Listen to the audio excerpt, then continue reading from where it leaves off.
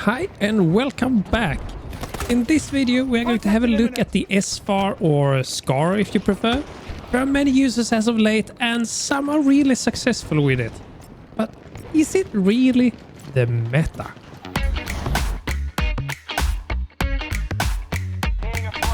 We're going to find it out, and we are also going to have a look at the setup, how it should be played in 2042, and even comparing it with its real-life ancestor. If you are the impatient kind that can't hold your breath for just a moment, there is this index below where you can just skip to whatever part you find the most interesting. Personally, I think the entire video is just awesome, but some might say that I'm a bit biased. Before we get started, if you find this video useful at all, consider throwing in a thumbs up. It really helps the channel. Also, consider subscribing to ensure you don't miss any video like this in the future.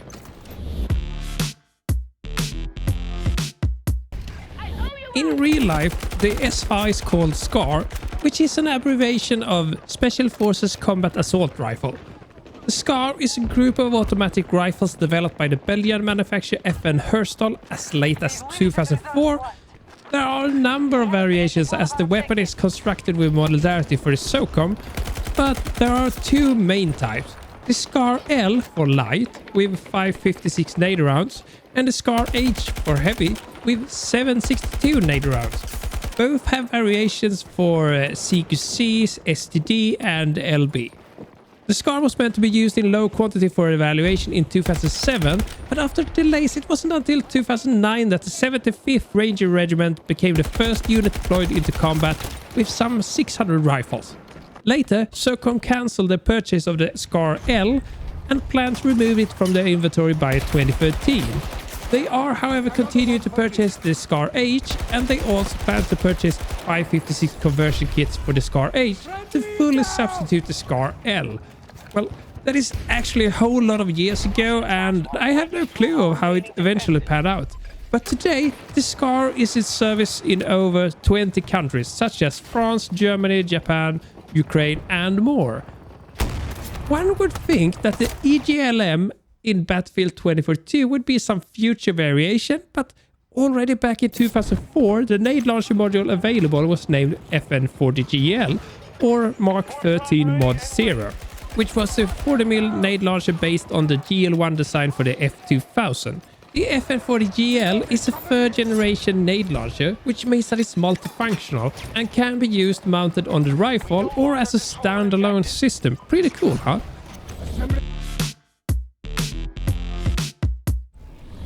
In Battlefield 2042, the SFAR is described as a weapon designed for SOCOM, chambered with 762 NATO rounds by default.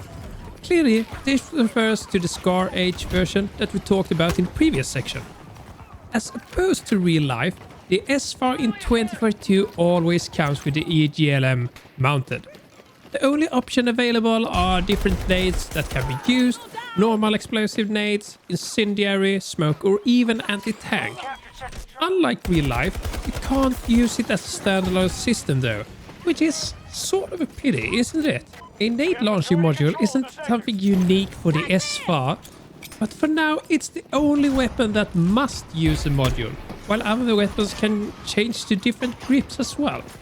You can of course always ignore the options this gives you, but I really think you should take your time to get familiar with the different types. Starting with the most useless, the anti-tank. You can actually just ignore this one. Just forget it ever existed. It requires immense luck to be able to steal the kill from someone else, and the damage inflicted it's just insignificant. The next one is the smoke.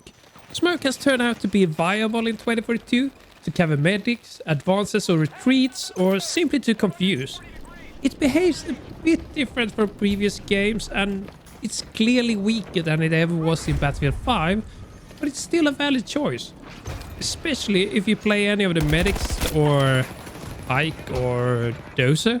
Incendiary is really useful to burn drivers and passengers in light vehicles, to zone areas off, or to burn Dozer or other enemies that think they are in cover. Fire does a fair amount of damage in Battlefield 2042, and you'd be surprised at how many kills you can get from just lighting a small fire in some random location. Much like the explosive nade, you can actually kill with just one hit if the enemy is close enough. Just be aware that if that works out, it will not deploy any fire. There is one trick with incendiary that I don't see that many players use, which kind of baffles me. Especially on maps like Kaleidoscope, where it can be really hard to storm a fortified location. The SFAR nades can bounce once if you shoot an object in close proximity. But usually the incendiary will stick to whatever material you fire at. If you fire at the wall or even the roof at some places, the fire will stick and it will actually burn whatever is on the other side.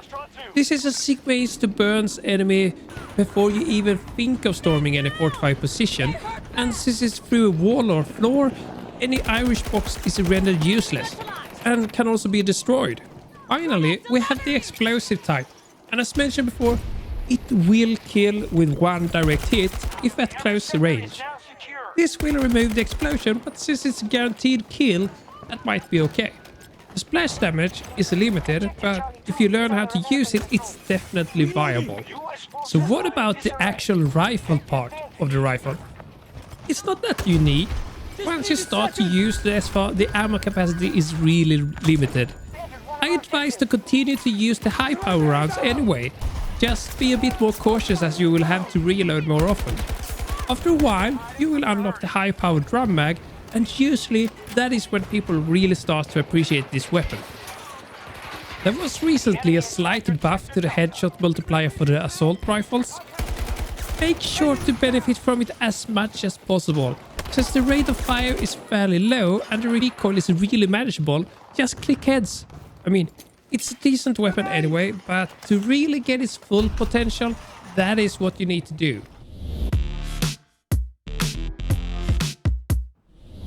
The setup of the SFAR is pretty straightforward. Use any type of high power rounds all the time. It takes some time to unlock the high power drum mag, but don't fall into the trap of using a standard issue mag while waiting. It's really not worth it. Depending on the patch, I have been going a little bit back and forth with the underbarrel, but normally I start with a 40mm factory mouse, and when I run out of ammo, or if I want to zone off an area, I use the incendiary. If you have the brains and the game works well enough, you can start to fiddle with smokes as well. But changing a lot between 3 different types of underbarrels can quickly get messy, and since the game isn't really known to react fast, I currently find that 2 types are the most that I want to use. When it comes to the barrels, you want to go the same path as with most other full auto weapons, and that is the tactical compensator. Improved weapon accuracy for a negligible increase of recoil. Finally, looking at the sights, I tend to not use the SFAR at very long range, so I'm using the hollow sight. You could fit the zoom sight, I suppose, but then you would probably also seek sightlines that don't really favor the factory mounts, which today isn't really what you want to do.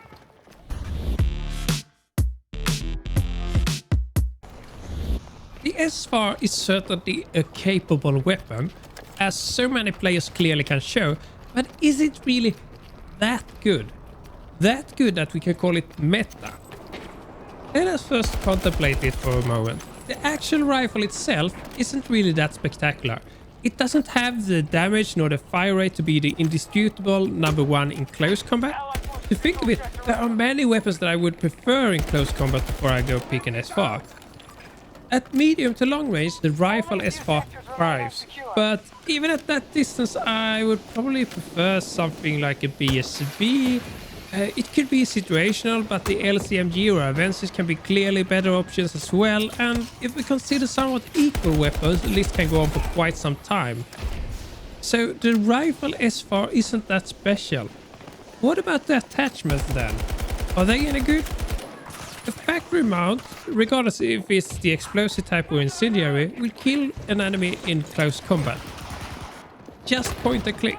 This is fairly balanced actually, since you get one chance and then you have to perform a long reload. Also, the total ammo capacity is very limited and Irish boxes will delete it, so it's not like the M16 that bounces and goes through any defense.